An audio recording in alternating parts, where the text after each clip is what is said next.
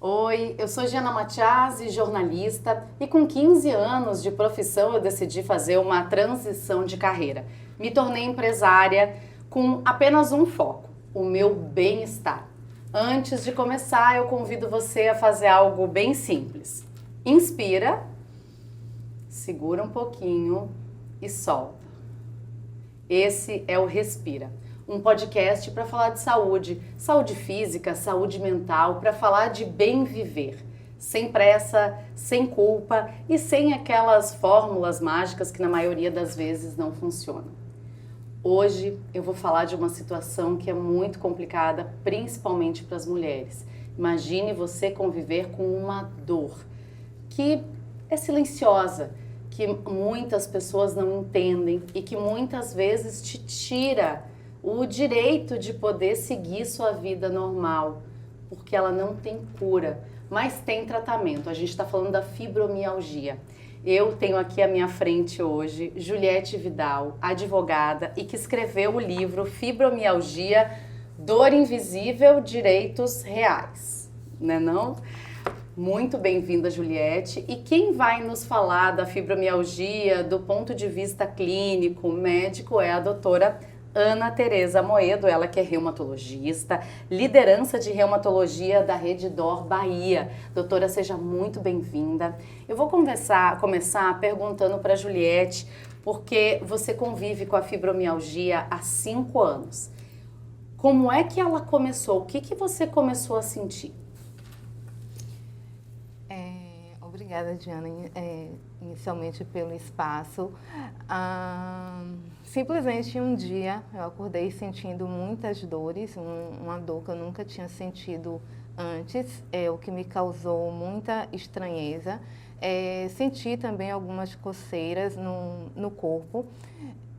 A partir do segundo, terceiro dia, foi me causando mais estranheza ainda pela permanência das dores, então fui até a uma emergência, em que fui encaminhada para um clínico geral e que naquela época estava muito se fazendo a investigação sobre a possibilidade de ser chikungunya e os sintomas serem decorrência disso. Então, até então, eu não imaginava que poderia ser a fibromialgia, embora também já tivesse ouvido falar sobre a doença, fiquei nessa expectativa de que seria a chikungunya.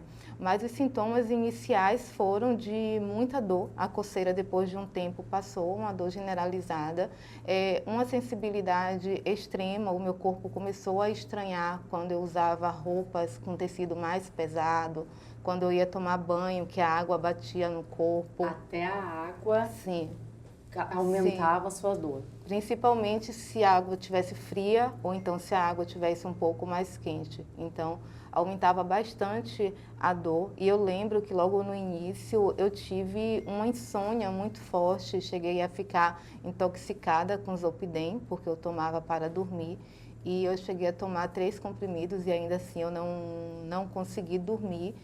E precisei ir para a emergência, fiquei no soro para desintoxicar essa medicação e desde então começou a investigação para saber o que era, até que 2 meses após eu passei pela consulta com o reumatologista, que a partir da análise inicial dela, ela já me falou que era a fibromialgia, mas que ainda assim faria outros exames para descartar outras doenças. Uhum.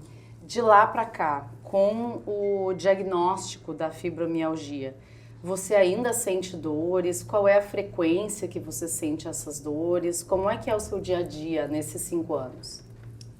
Ainda sinto dores, ainda sinto muitas dores e depois de um tempo eu comecei a perceber que parece que as dores aumentam um pouco mais a cada dia, outros sintomas vão surgindo. Comecei a intensificar essa rotina do autocuidado, né? Buscando uma abordagem tanto com a nutrição, com a atividade física, fazendo exames sempre. É um pouco desgastante essa ida constante, frequente a médicos, Atualmente eu faço o tratamento com canabidiol. Depois desse tratamento eu consegui regularizar mais as crises. Então, mesmo que ainda ocorra, mas o meu ponto principal de crise da fibromialgia é no inverno, principalmente quando eu estou no interior, porque ele é mais frio, ou quando eu passo por um estresse muito grande ou com esforço físico muito grande, e sempre vem essa crise, que é de bastante dor e que vem associada à fadiga também, a fadiga e cansaço. Pela manhã tem sido sempre o meu pior horário, por causa do cansaço e das dores. Pronto. Doutora, com base no que ela falou, né, esse depoimento de quem sente a dor, eu queria que a senhora me explicasse, basicamente, o que é a fibromialgia, como é que ela chega assim do nada, se instala e não vai embora? Primeira parte, eu quero te agradecer o convite e parabenizar pela iniciativa, né? Esse é um tema muito interessante, que está em voga, né? E as pessoas têm muita curiosidade.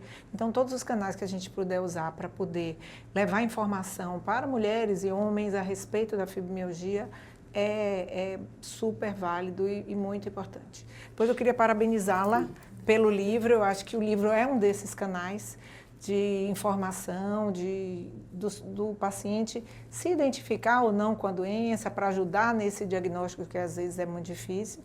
E também, às vezes, a pessoa que lê não tem o diagnóstico, mas conhece alguém que tenha e pode ajudar alguém na família. Então, eu acho que a iniciativa de vocês duas é uma iniciativa maravilhosa, vocês estão de parabéns, eu agradeço pelo convite de fazer parte disso. Então, a fibromialgia é uma doença já antiga, que vem até ganhando outros nomes, já chamou fibrosite, e lá para os anos 90 se fechou mesmo esse nome de fibromialgia e se criou os primeiros critérios. O Colégio Americano criou os primeiros critérios, que são de 1990. A partir daí, ou seja, uma doença antiga, mas relativamente jovem para o nosso conhecimento e a familiarização da população com a doença. Então, a partir de 90, com os critérios estabelecidos pelo Colégio Americano, a própria comunidade médica começou a entender melhor o que era a fibromialgia e de lá para cá surgiram vários trabalhos, vários estudos mostrando a fisiopatologia da doença, porque até então a gente achava que não era uma doença que não inflamava, mas que doía. E os últimos conceitos do que é a fibromialgia é uma doença que causa dor crônica e que está relacionada a uma hipersensibilização central da dor. Então, ela é uma doença de nervo, de neurônio. Então, o neurônio é a célula nervosa. Quando a gente tem um estímulo de dor, esse estímulo atravessa os neurônios e são levados para a medula. E a partir daí a gente tem alguns mecanismos até de defesa de dor já na medula. O que acontece com um paciente fibromialgico? Esse caminho até a medula de percepção de dor é um caminho muito exacerbado. São alterações nas sinapses, que são regiões entre um neurônio e outro, em que passa o estímulo nervoso com muita intensidade. Então, esse estímulo chega mais rápido na medula e chega mais intenso. E o mecanismo de defesa que a gente teria para reduzir isso também é prejudicado. Então, sente mais e se defende menos. Com isso, o paciente entra nesse quadro de dor difusa, que é uma dor no corpo todo, que é um pouquinho diferente de dores localizadas, né? Então, conceitualmente, são dores difusas, né, em todo o corpo. E conceitualmente, para a gente fazer um diagnóstico com uma certa segurança, o paciente tem que ter pelo menos 3 meses de dor, né? Antes disso, a gente não consegue, com segurança, fechar o diagnóstico. Pode até ter uma suspeita, mas obrigatoriamente, cumprindo os critérios que a gente usa hoje em dia, a gente precisa de 3 meses. Os critérios foram sendo modificados à medida que a gente foi conhecendo um pouco melhor essa fisiopatologia da doença. Então, a gente teve os critérios de 1990, depois eles já evoluíram em 2010, foram modificados em 2016 e mais ou menos em 2019 a gente teve os critérios da APT, que são critérios práticos que a gente consegue usar no dia a dia. Existem basicamente 2 critérios, o do Colégio Americano e da APT. E a gente pode utilizar os 2, entendendo que quando a gente fala assim de critério para a doença, são critérios de classificação, não são critérios de diagnóstico. Existe uma diferença conceitual entre critérios para classificação e critérios para diagnóstico. O critério de classificação, eles são usados quando a gente faz por exemplo, algum estudo populacional. A gente precisa ter um padrão que use naquela população para ser considerada fibromialgica ou não. Então, são critérios de classificação. Quando a gente fala de diagnóstico, nós estamos trabalhando um indivíduo. É um ser que pode se encaixar naquele critério que foi criado por experts, estudiosos de fibromialgia, mas que são falhos. Eles não são 100%. Então, quando a gente está fazendo uma avaliação individualizada, o critério deve estar na nossa cabeça e pode nos guiar, mas a gente tem que entender que vão existir pacientes que vão ter a doença e que não vão se encaixar naqueles critérios. E que vão ter pacientes que vão se encaixar no critério e que não têm a doença. Entendeu? Então, na medicina, nem nunca, nem sempre. A gente tem que realmente fazer uma avaliação individualizada de cada paciente. O que é que eu sempre costumo dizer? A doença é a mesma, a medicação é a mesma, mas o paciente é único. É um universo único que pode não se encaixar naquilo que está escrito nos livros sobre a doença e que pode também não se encaixar naquela medicação. Então, não é uma medicação que é boa para um que vai ser bom para todo mundo. Claro que os ensaios clínicos todos de fibromialgia, que são os trabalhos, né, os ensaios clínicos são os modelos de trabalho científico que são mais confiáveis para o uso de medicação, para a gente dizer se aquela medicação é uma medicação realmente eficiente ou não. Então, todos os trabalhos, os ensaios clínicos voltados à fibromialgia, eles nos dão uma preferência para determinados grupos de doença. Uns mais com uma evidência científica maior e outros menos com uma evidência mais não tão robusta e que a gente deve ter um pouco de cautela no uso. Então, é isso. É uma doença crônica, mais comum em mulheres do que em homens, ligada a essa hipersensibilização central. Então, a gente vai ter que usar medicações que vão agir no neurônio, na célula nervosa. E uma doença que é pouco conhecida ainda no dia a dia e que sofre ainda muito estigma, muito preconceito, né? Por parte inclusive de médicos, da população geral. Em termos de diagnóstico, geralmente aqui no Brasil a gente tem aí de 2 a 3 anos de luta da paciente fibromialgica para conseguir fazer um diagnóstico. Em média, o paciente para um diagnóstico de fibromialgia passa por 3 a 4 médicos. Então, é um caminho árduo, né? Você ficar, às vezes, mais de 2 anos com dor, sem ter um diagnóstico, você com dor, com insônia, né? Com depressão, com fadiga. E as pessoas, às vezes, os médicos, né, fazem o exame, os exames estão normais, que é uma coisa que acontece na fibromialgia, e acaba que não tem diagnóstico. Então, o conversar, o entendimento da fibromialgia, tanto pela comunidade médica como pela comunidade geral, ajuda a minimizar um pouquinho esse sofrimento, no sentido da jornada do paciente. Não ser uma jornada tão solitária, né? Porque a pessoa acaba se sentindo sozinha. O médico, às vezes, não faz o diagnóstico. Seus exames estão normais, não sei o que você tem. Isso.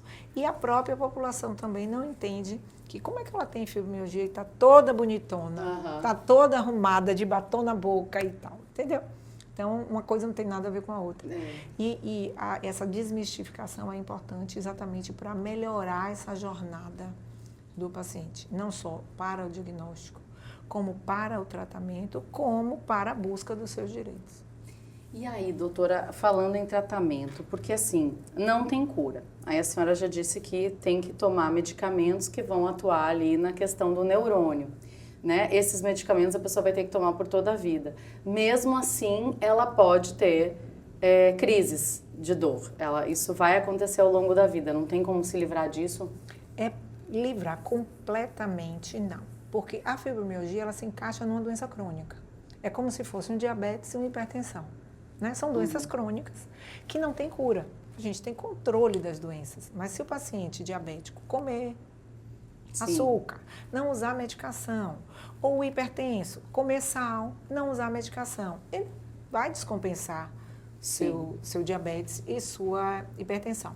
A linha de raciocínio na fibromialgia é a mesma coisa. Então, é uma doença que o diagnóstico é difícil, e eu queria falar um pouquinho sobre essa evolução aí do diagnóstico depois. O diagnóstico é difícil, o tratamento é individualizado, porque o que serve para um pode não servir para o outro. E o quadro clínico, como ele também varia muito de paciente para paciente, você tem que acabar direcionando algumas medicações com embasamento científico para os principais sintomas. Então, vamos falar um pouquinho dessa evolução de critério. A gente teve esse critério de 1990, que era um critério que foi muito bom, nós festejamos muito isso nessa época. Eu já estava no meio médico quando ele começou a ser usado. E por que ele era bom? Porque a gente tinha um norte, que até então a gente não tinha norte nenhum. Só que era um critério que se baseava em pontos dolorosos de dor. Então, nós tínhamos 18 pontos ao longo do corpo e o paciente tinha que ter, de 18, 11 pontos dolorosos.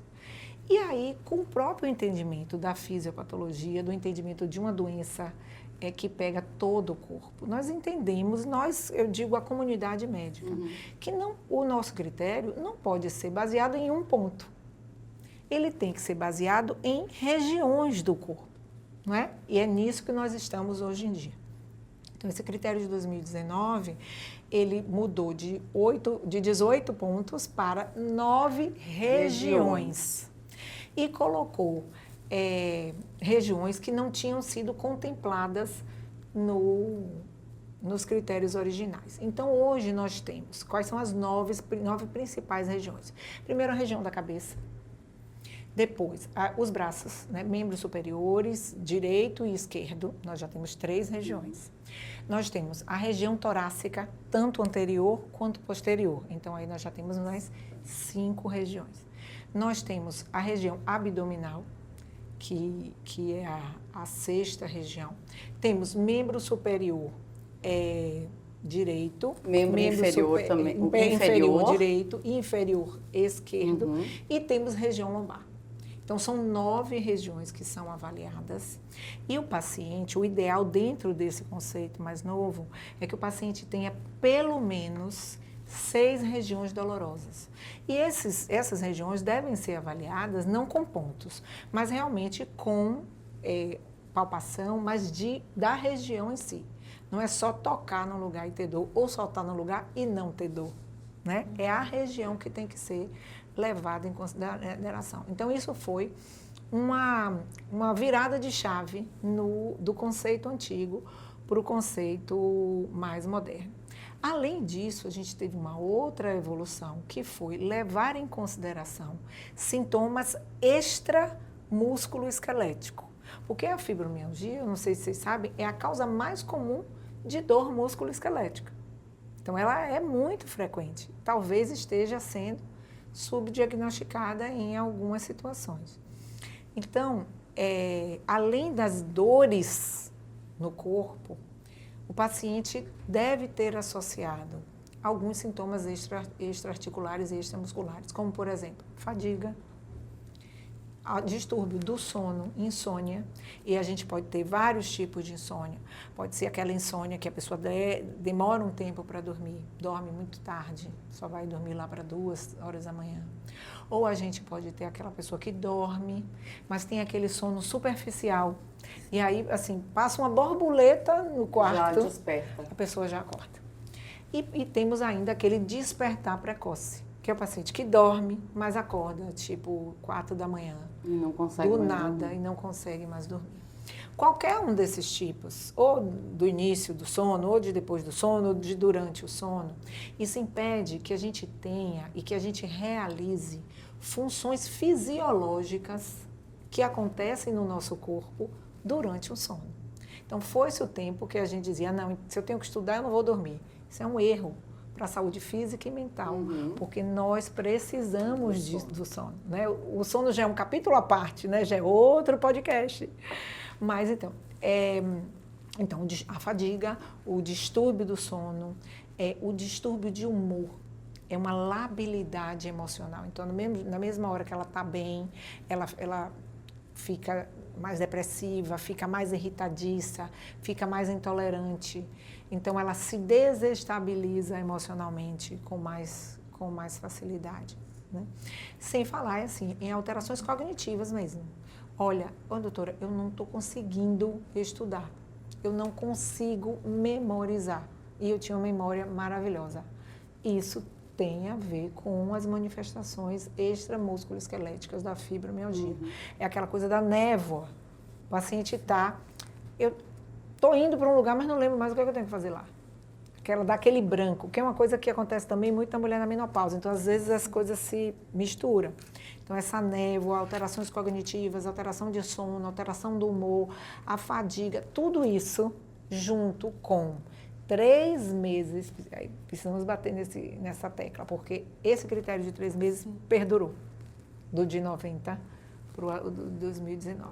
Com 3 meses de dor crônica difusa, usando essas regiões, o paciente tendo pelo menos 6 regiões dolorosas de fibromialgia, a gente consegue fazer um diagnóstico de fibromialgia no paciente. Uma coisa importante é fazer o diagnóstico diferencial.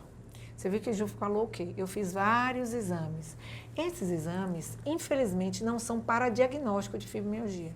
Os reumatologistas adorariam que a gente tivesse um exame de sangue, né? Um exame de laboratório, um exame de imagem que mostrasse que ali tem doença. Mas isso não existe ainda. Não, a gente tem alguns exames de imagem de sistema nervoso central que mostram alteração no quadro de dor, mas são exames que ainda estão a nível de pesquisa, não estão no nosso dia a dia. Então, no nosso dia a dia uma boa anamnese, um bom exame físico, uma boa relação médico-paciente.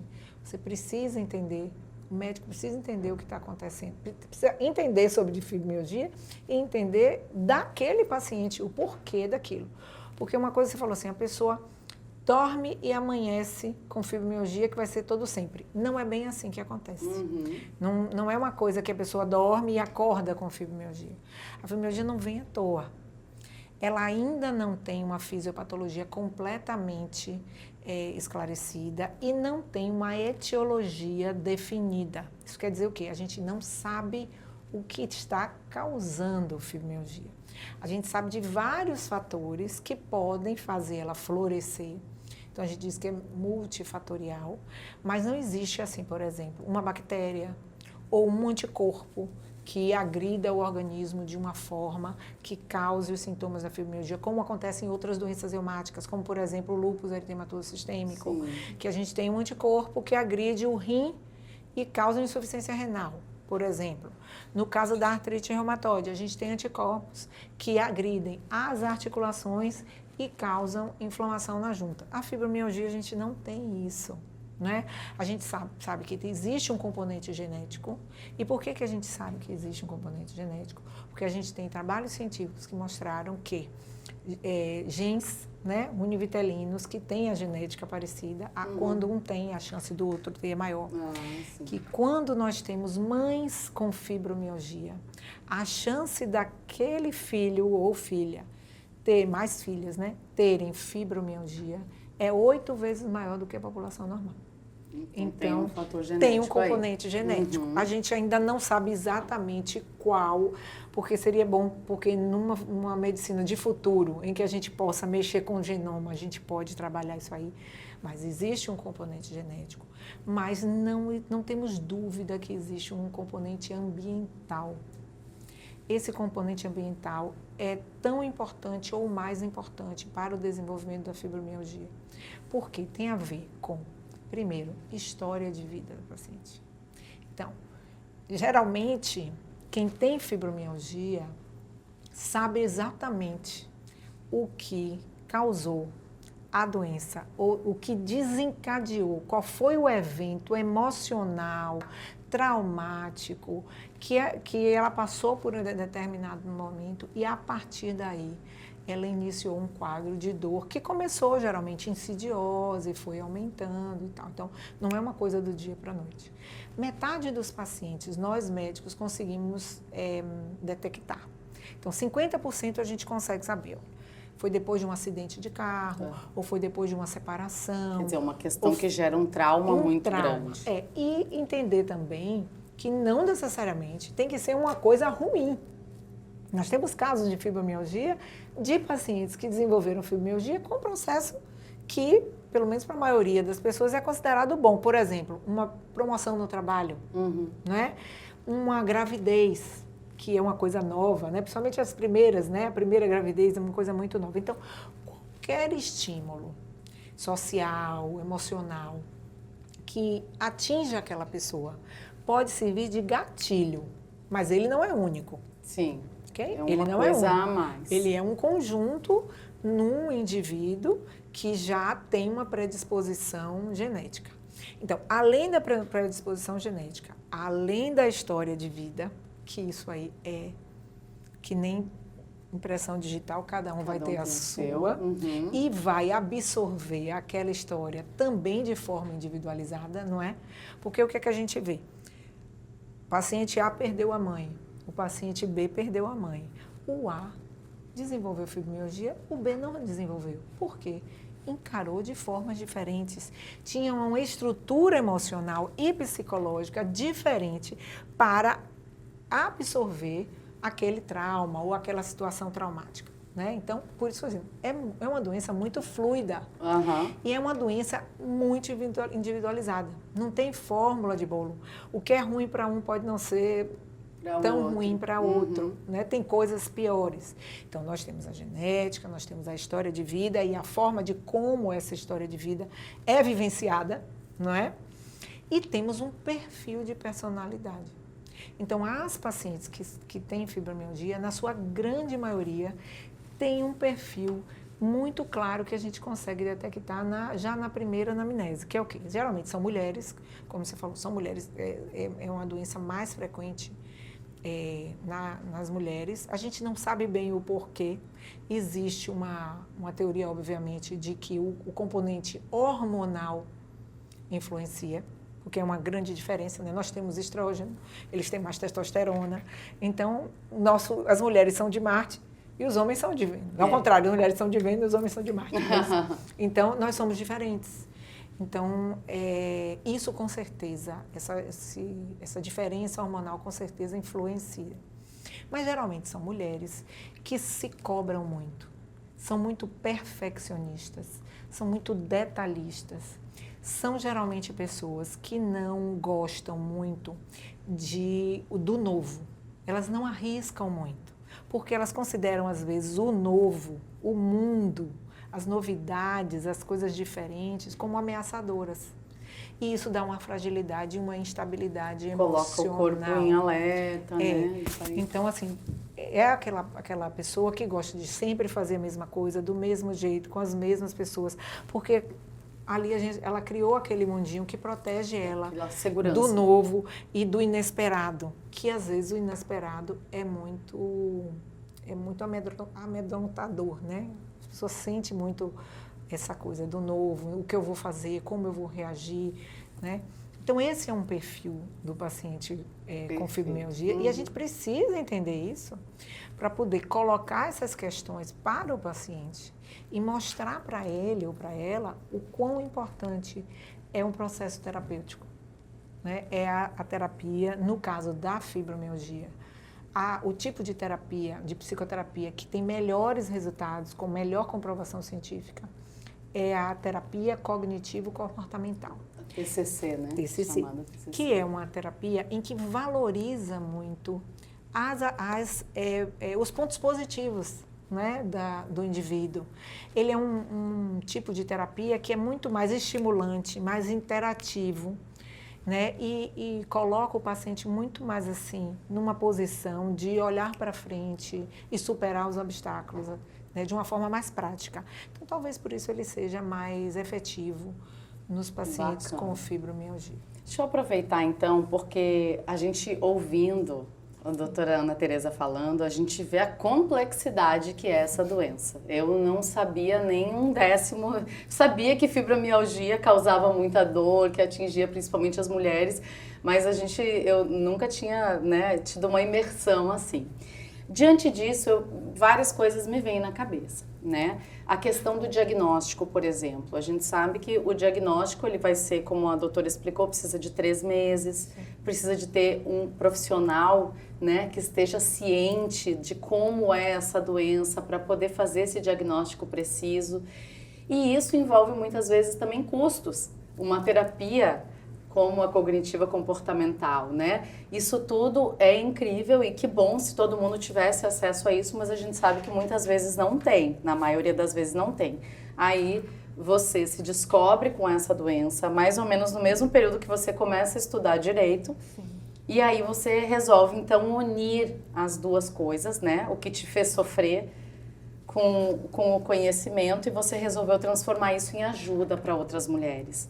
Esse grupo de 90 mulheres, eu imagino que a maioria delas não teria condições, né, de ter acesso a excelentes profissionais, né, a também os tratamentos que são tão importantes. Muitas vezes os medicamentos podem ser muito caros, né, precisa fazer exercício físico, precisa de bons profissionais também nessa área. Então eu queria que você explicasse um pouquinho nesse grupo de vocês, como é que vocês conseguem dar essa ajuda para as mulheres. É um grupo, né, do interior do estado, da cidade de São Felipe, e o que a gente tem mobilizado mais é para chamar a atenção do poder público municipal para dar maior atenção a essas mulheres, considerando que as principais demandas são exatamente dessa falta de acesso à psicoterapia, à reumatologia, inclusive. Muitas mulheres já vêm com sintomas há bastante tempo e ainda não teve a oportunidade de passar pela primeira consulta ou até por mais de uma consulta, porque precisa, né, dessa constância para que o reumatologista ele possa fechar o diagnóstico da fibromialgia. E o que a gente mais tem feito é essa mobilização. Essa semana, inclusive, eu tive uma reunião com a secretária da Saúde. A gente enviou um requerimento formal pedindo a implementação da lei, né, da Lei 930, que foi a lei que a gente apresentou à Câmara, que foi aprovada, que institui o Programa Municipal de Cuidados à Pessoa com Fibromialgia. A gente pediu também o reconhecimento e a implementação da Lei 929 de 2025, que institui o atendimento prioritário a essas pessoas. Então, a gente vem conversando com as secretarias, com as secretárias, para que esses caminhos sejam abertos. Mas ainda assim há bastante limitação. E foi, inclusive, o que me fez estudar, buscar mais sobre, porque muito do que se tem de acesso hoje vai muito pela judicialização, e nem todo mundo tem advogada ao seu dispor para judicializar uma causa, e são causas que demoram muitos anos, né, na justiça, e a demanda de quem tem fibromialgia é urgente, a dor está ali naquele momento, e a gente vem buscando, né, tentando sensibilizar a sociedade, a comunidade, especialmente da saúde.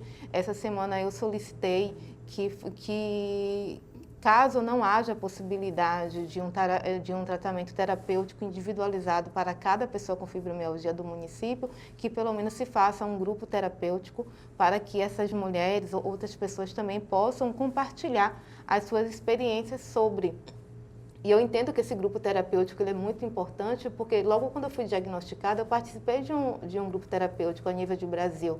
Foi o que me ajudou muito a compreender sobre a doença, sobre as implicações, e o que fez surgir esse interesse de estudar mais sobre. E, para além disso, a gente buscou também um educador físico, fisioterapeuta, que pudesse dar essas orientações iniciais. Mas a gente percebe ainda muita dificuldade de acesso à informação.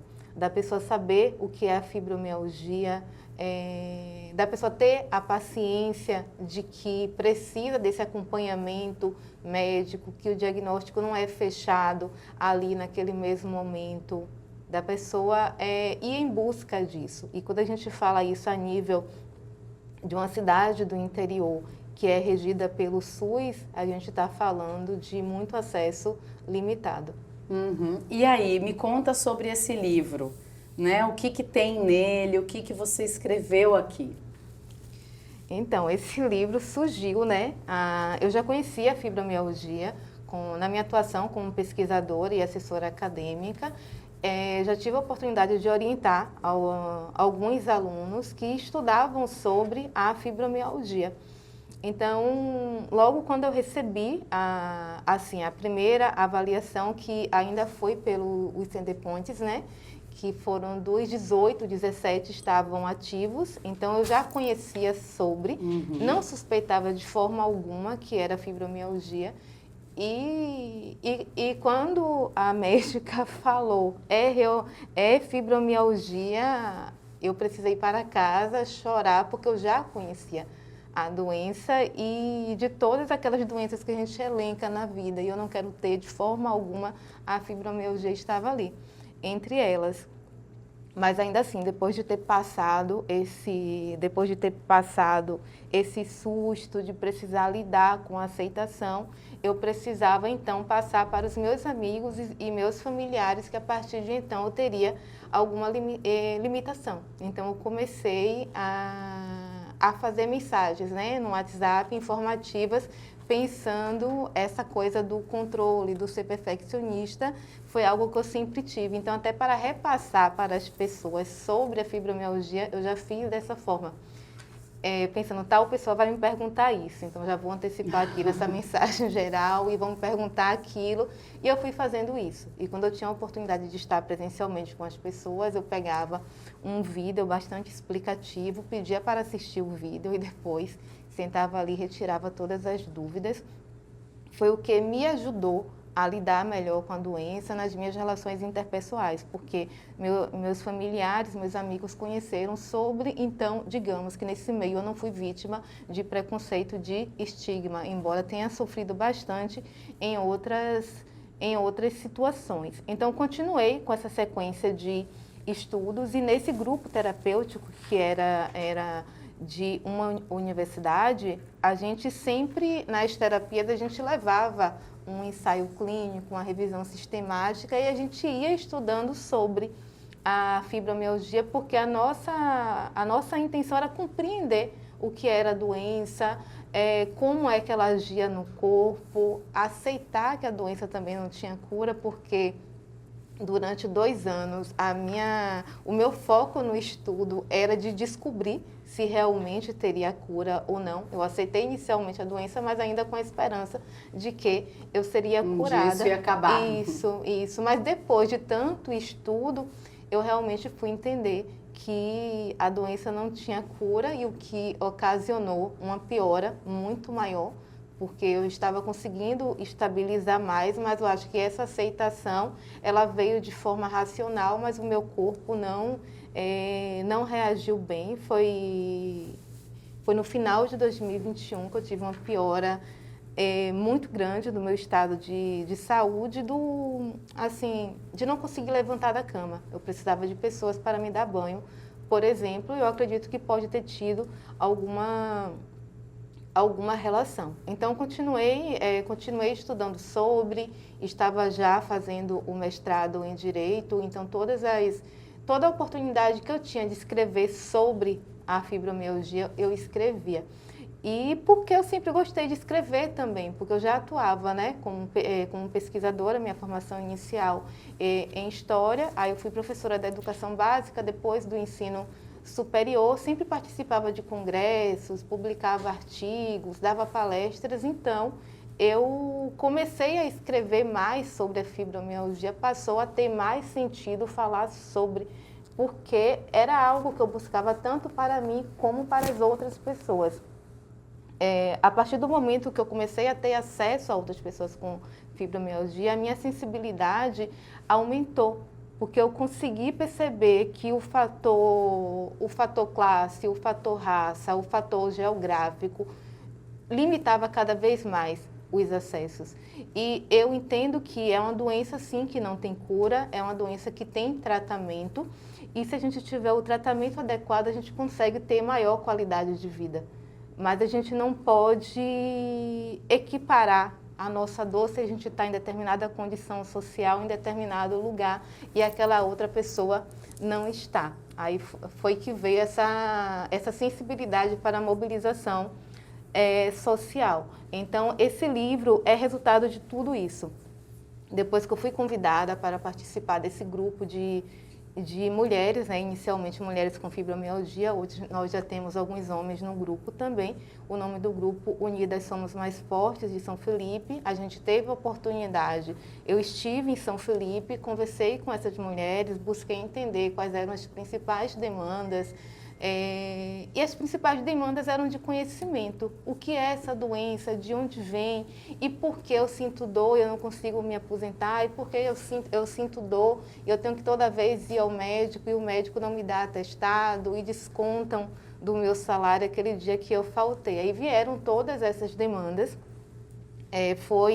Convidamos uma vereadora lá do município, Ana Vitória, que nos ouviu, nos recebeu, elaborou 2 projetos de lei e apresentou à Câmara Municipal. No mês seguinte, essas leis elas foram aprovadas, já passaram a entrar em vigor, e a luta posterior foi para que essas leis elas fossem implementadas. Então, mas em julho de 2025 também foi promulgada a Lei Nacional, basicamente com a mesma matéria, o que foi aumentando cada vez mais esse olhar, essa curiosidade da sociedade em saber que doença é essa. Inclusive, lá em São Felipe, eu fui convidada várias vezes a participar da audiência pública para pessoas com deficiência na Câmara Municipal de Vereadores, fui convidada para entrevista em rádio, para poder falar sobre essa fibromialgia. Se tinha algum espaço, a gente sempre ia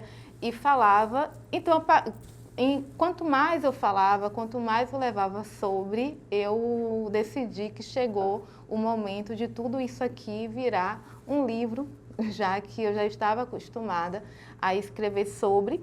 E ele é dividido em 4 partes. Na primeira parte, eu falo sobre a fibromialgia, tudo com base científica. No final do livro tem uma lista de referências, e sempre quando eu falo dele, eu peço a devida licença para falar sobre, porque a minha abordagem inicial do que é a fibromialgia é uma perspectiva geral, não é uma perspectiva médica, porque eu entendo que esse não é o meu lugar de fala. Então, assim, com base em pesquisa, tem a parte seguinte, que vai falar da visibilidade social e vai falar, inclusive, que essa luta de direitos para pessoas com fibromialgia, ela já dura bastante tempo. E a gente consegue perceber que quanto mais visibilidade, mais políticas públicas são criadas e, consequentemente, mais direitos são alcançados. Então, vou falar de modo geral sobre essa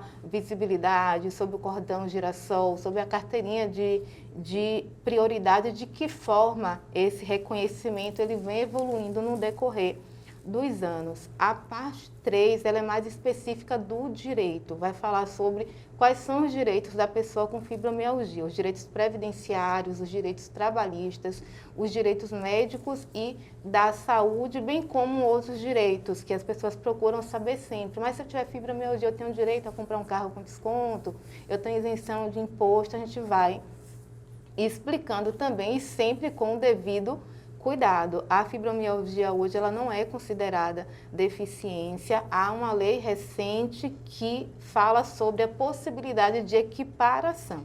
A fibromialgia ela pode sim ser equiparada a uma deficiência, consequentemente, a pessoa com fibromialgia que for considerada pessoa com deficiência passará a ter acesso aos mesmos direitos das pessoas com deficiência a nível de Brasil. Mas para isso, antes, ela precisa passar por uma avaliação biopsicossocial, para que tenha realmente essa determinação. E a gente vem falando disso com muito cuidado e muita sensibilidade no livro, justamente para que não haja equívocos de alguém pensar, mas ela falou que é deficiência, e eu sempre tenho esse cuidado, não é deficiência, há essa possibilidade de equiparação. Na parte 4, eu vou falar sobre alguns caminhos para o autocuidado, a partir do que eu já estudei, a partir das vivências. Tem capítulos que são direcionados para familiares, para esposos, esposas, namorados, namoradas de pessoas com fibromialgia.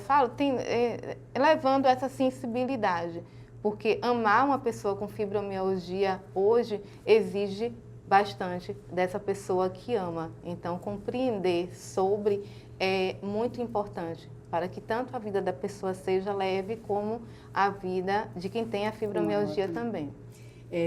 Algumas coisas me chamaram a atenção aqui na fala de Juliette. Ela falou de um grupo, né, para elas se reunirem com um terapeuta e de repente uma dividindo a dor com a outra, né, elas vão se fortalecendo, vão entendendo mais da doença, vão compreendendo que essa dor ela é comum também a outras pessoas e não se sentem tão sozinhas, né? Sim. Ela falou também com uma vontade sobre esse livro, eu acho que foi uma forma também de ela ir lidando com a doença, né?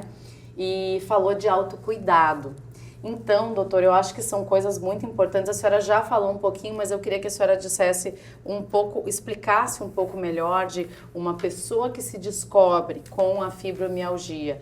Ela vai ter alguns medicamentos, claro que a senhora já explicou, que são voltados para isso, mas o que ela tem que fazer para ter qualidade de vida e para evitar essas dores ao máximo possível? Tá. Então, a fibromialgica, ou o paciente com fibromialgia, ele tem dor crônica. Então, junto com a dor crônica, ele tem fadiga, alteração de sono, alteração de humor e uma hipersensibilidade a temperaturas, por exemplo. Ela sente mais frio ou mais calor. Alguns outros quadros clínicos que estão muito frequentemente associados à fibromialgia, como, por exemplo, enxaqueca, né, a síndrome das pernas inquietas, a síndrome do intestino irritável, que é aquela sensibilidade, né, abdominal, com dor abdominal, com períodos de diarreia alternado com obstipação, a síndrome do túnel do carpo. Então, a fibromialgia às vezes não vem só com dor. E o paciente não chega para a gente só assim, tenho só dor. Vem, às vezes, com outros sintomas, que naquele paciente até chega primeiro do que o quadro de dor crônica. Então, uma vez que a gente fez o diagnóstico e entende que existem essas possibilidades, a gente vai fazer um diagnóstico diferencial, vamos pedir exames para afastar outras doenças, e aí fechamos esse diagnóstico, vamos tratar. Primeira coisa é a educação do paciente. A gente precisa mostrar para ele o que é essa doença, que é uma doença que tem a ver com o sistema nervoso, mas que ele não tem ingerência sobre ele. Então, é uma parte do nosso sistema nervoso que funciona ele querendo ou não querendo. Isso já é uma tentativa de tirar essa percepção de culpa que a paciente de fibromialgia sente que... Tem gente que diz, eu tenho tudo, não tenho problema com o marido, não tenho problema de dinheiro, não tenho problema no trabalho, e tenho fibromialgia. Uma coisa não tem nada a ver com a outra. Não tem nada a ver. E aí, eu até discordo em algumas coisas aqui em relação à percepção de dor, porque eu acho que, assim, dor é um sentimento. Isso não muda de acordo com o nível social, nem com a raça, nem muda de acordo com a percepção. E o ser... Depende do ser, seja ele de qualquer raça, de qualquer sexo e de qualquer nível social. O que eu concordo com ela é que o que muda é o quê? O acesso. Sim. E aí o acesso é fundamental para a melhora. Porque se a gente não consegue fazer uma terapia, não consegue fazer uma atividade física regular, que é extremamente importante como base do tratamento. Então, você precisa fazer exercício físico para ter o efeito aeróbico, que é o que vai endorfinizar, ou seja, produzir as endorfinas que vão dar bem-estar. Então, Então, se ele não consegue fazer isso, é uma outra dificuldade. Se ele não tem um apoio social, um apoio de família, isso interrompe com um pilar importante de qualidade de vida e de estilo de vida saudável, que é a conexão social. Então, assim, ela está em casa, não tem força para sair, não tem ninguém que tire ela de casa, nada. Então, isso daí faz com que a doença em si piore, entendeu? Outro pilar de tratamento. Eu digo sempre que são 3, né, os mais importantes. É o exercício, a psicoterapia e a medicação. E a medicação, a gente tem vários tipos de medicação. Então, nós temos o grupo dos antidepressivos. Ah, mas eu não estou deprimida. Eu tenho dor, mas não estou deprimida. Não é sempre que vem junto. Elas vêm muito frequentemente juntas, mas pode não vir. Então, às vezes, a paciente não entende que precisa tomar um antidepressivo mesmo sem ter depressão. Por quê? Porque o antidepressivo é uma droga que vai agir a nível de neurônio, a nível de noradrenalina e de serotonina e que vai melhorar o bem-estar, isso vai aumentar o nível de resistência à dor, que é uma coisa que está baixa na fibromialgia. Quem tem fibromialgia sente dor com mais facilidade do que os outros. Sente dor onde ninguém sente dor. Então, uma injeção é mais dolorida no paciente com fibromialgia do que numa pessoa que não tem. Mas existem coisas que não são doídas para ninguém e que o paciente com fibromialgia sente dor, né? A gente tem essas duas coisas. Uma é a hiperalgesia, ou seja, você sente mais dor do que os outros, e o outro é a alodínia, que é o que nós estávamos falando, de sentir dor onde ninguém sente dor. Um aperto de mão, um abraço, um pentear de cabelo, um escovar de dente. Ninguém sente dor fazendo isso, mas a fibromialgia pode sentir. Então, é importante esse tratamento trabalhar essas sinapses, essas substâncias, a noradrenalina, a serotonina, e como brinde, a gente melhora o humor, certo? Então, já é um grupo de remédio, que é o grupo que a gente tem mais respaldo científico, né? A gente tem a duloxetina, que é a droga de escolha para fibromialgia. Existe um grupo dos gabapentínicos, que são medicações que também agem no neurônio, nível de sinapse, e que embarreram um pouco mais a percepção de dor, então faz com que a pessoa sinta menos dor. No final, a ideia sempre é diminuir a dor, mas o paciente, o médico, a sociedade, todo mundo precisa entender que não vai ser com analgésico. Senão a gente dá uma dipirona e estava tudo resolvido. Tudo bem. Não é um tipo de dor que se resolve só com dipirona. A dipirona ajuda? Ajuda. Remédio bom, barato, acessível. Mas se você não tratar a base fisiopatológica da doença, o seu resultado não vai ser o mesmo. Então, essa é a parte, é o pilar medicamentoso. Se você não trabalhar o emocional, a história de vida, a forma como você encara, né, os problemas que estão ali e que vão estar sempre, porque a vida é cheia de problemas. Né? Não vai ter nem fibromialgia, nem sem fibromialgia que não tenha problema. Todo mundo tem, não é? Uns mais, outros menos, uns piores. É óbvio que quem tem problemas sociais, que não sabe o que vai comer amanhã, não consegue botar os filhos na escola, existe um outro nível de sofrimento de uma fibromialgia que tem um nível social um pouco melhor, que tem um marido mais provedor, que dê uma certa tranquilidade para ela entender que o corpo dela tá sofrendo, né? Então, tudo isso faz parte do tratamento. Então, uma das coisas que deveria fazer parte do tratamento é a melhora social do Brasil.